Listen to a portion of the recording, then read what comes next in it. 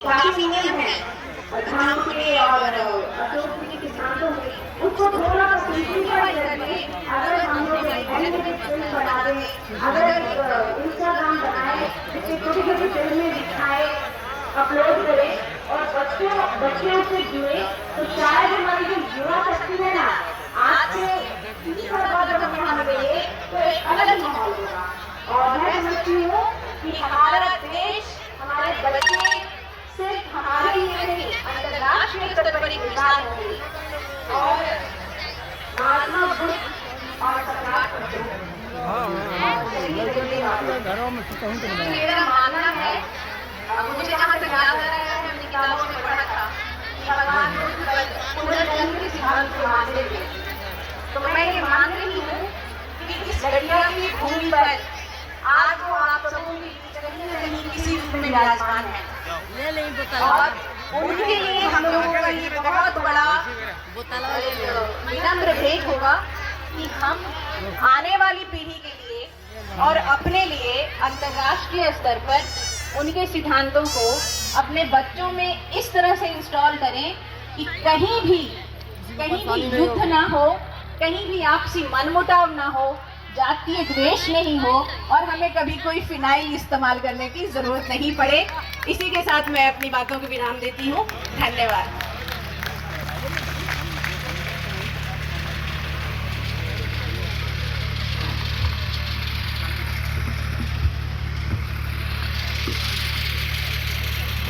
बहुत बहुत धन्यवाद किरण सिंह जी, आपने पारिवारिक संस्कारों को भी उसमें समेटते हुए कुछ टिप्स दिए, कुछ आशा और उम्मीदें की बात की। बहुत बहुत साधुवाद। अब मैं एक ऐसे शख्स को बुलाने जा रहा हूं जिसकी या जिस भाषा के बारे में हम लोग चर्चा करते हैं लेकिन हमारी जानकारी वहां तक नहीं है, हम लोग वहां तक समझ नहीं पाते हैं।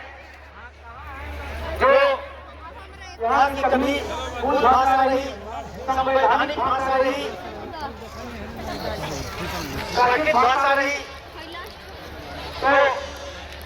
तो उस विषय के, उस विभाग के प्रमुख के रूप में एक ऐसे स्थान से चल करके बचता था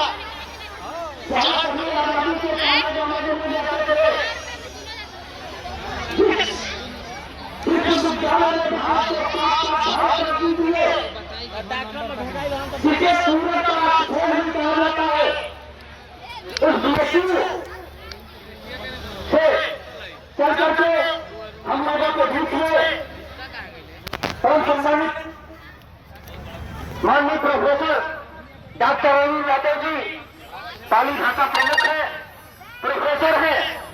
तो हम लोगों की भी कुछ जिज्ञासा है। मैं भी सर से उम्मीद करता हूँ कि हम लोगों को भी तो जरूर आप गाइडलाइन देंगे और ये भाषा भी मैं आपको समर्पित करता हूँ। ये 4 पंक्तियां मैं आपको भी समर्पित करता हूँ कि जो हम लोग देखे हैं, चर्चा होती है तमाम पुस्तकों में कि मौर्यन स्क्रिप्ट पाली भाषा, मौर्यन स्क्रिप्ट पाली भाषा धम्म लिपि का हो विस्तार। धम्म बनाए मौर्यन स्क्रिप्ट पाली भाषा धम्म लिपि का हो विस्तार।